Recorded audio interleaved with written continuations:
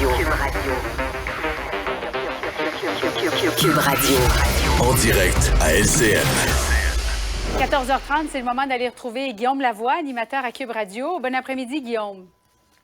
Bon après-midi. On se parle de Sarah Palin aujourd'hui, l'ancienne gouverneure de l'Alaska qui a subi une autre défaite. Là, c'est la deuxième en l'espace de 3 mois. Elle qui tentait un retour en politique. Qu'est-ce que ça signifie, ça, pour les républicains? Peut-être la lumière au bout du tunnel, quelque part, parce qu'au-delà de si on aime ou on n'aime pas Mme Palin, elle est venue au monde politiquement. C'était d'abord une mairesse d'une petite ville en Alaska.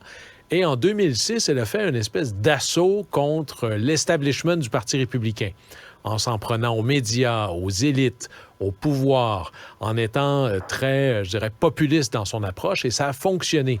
Et déjà en 2006, il y avait cette idée qu'un nouveau modèle d'affaires politique pouvait être payant.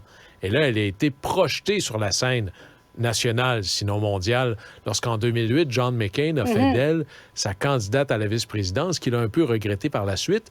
Mais il y avait cette idée de s'en prendre, de changer les codes.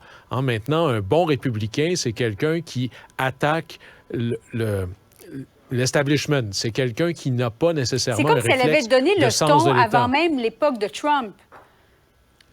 C'était Trump avant Trump. Parce que ce ça. qu'elle incarnait, les choses auxquelles elle touchait, les cordes qu'elle faisait vibrer, c'est un peu ce que les penseurs, comme Steve Bannon, avaient dit, voilà le modèle. Et Steve Bannon se cherchait un cheval quelque part pour courir sa course. Et comme Mme Palin ne voulait pas continuer, c'est Donald Trump qui a été un peu l'homme engagé de cette volonté-là. Populiste, les médias, c'est l'ennemi.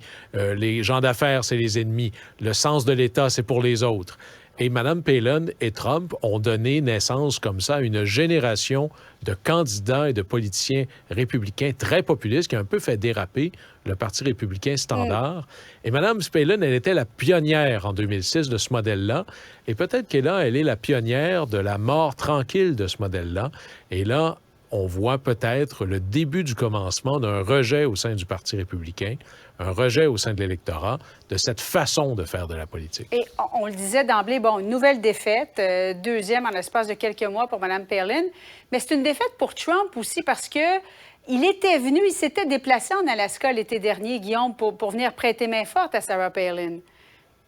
On pourrait dire que c'est un autre candidat, une autre candidate qui, appuyée par Trump, parce que Trump vend toujours sa marque de commerce, c'est « avec moi, vous allez gagner ». Mais là, il y en a beaucoup qui disent « avec lui, j'ai perdu », soit à cause de lui ou autre. Mais l'étiquette de me coller Trump dans le front, c'est moins payant qu'avant.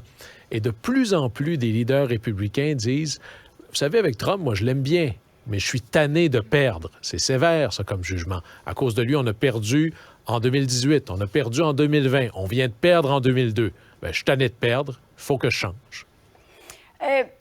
Début de la fin, néanmoins, Trump qui veut se présenter dans cette course à l'investiture pour le Parti républicain pour la présidence de 2024. Est-ce que ça change quelque chose pour Trump ou pas du tout? Parce que de toute façon, il fait souvent fi de la réalité. Oui, là-dessus, il va trouver une autre excuse. De toute façon, Mme Palin n'a pas perdu. L'élection lui a été volée. C'est un peu la logique qu'il va prendre.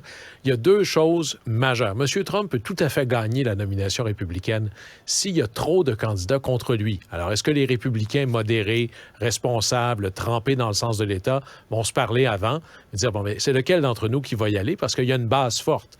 L'autre danger, c'est que Trump dise, si vous ne voulez pas de moi, je vais me présenter comme indépendant.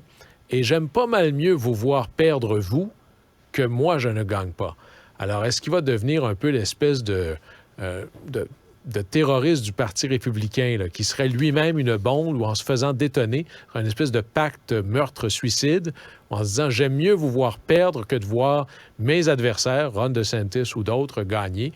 C'est pas exactement très loin de la personnalité de Trump. Les premiers balbutiements de cette course, on devrait les voir apparaître, évidemment, tout de suite après les résultats de mi-mandat, on en a eu un petit aperçu, mais dans les faits, sur le terrain, ça risque de commencer quand, selon toi, Guillaume? Je vous dirais que c'est déjà commencé. Il y a des déclarations, il y a des gens qui sont bizarrement invités. Alors, il y a des symboles que vous pouvez suivre. Il y a un peu des symboles de météo, là, comme quand on voit les oies partir là, pour l'automne. qui va publier un livre? Regardez ça, c'est un premier indicateur. Qui, par hasard, a des visites à faire en Iowa, au New Hampshire? Ça trompe pas. Alors ça, c'est des manières de tester la température de l'eau. Le livre, les visites au New Hampshire, en Iowa, ça nous donne déjà une bonne idée de qui commence à y penser. Guillaume, merci beaucoup. C'est tout pour nous.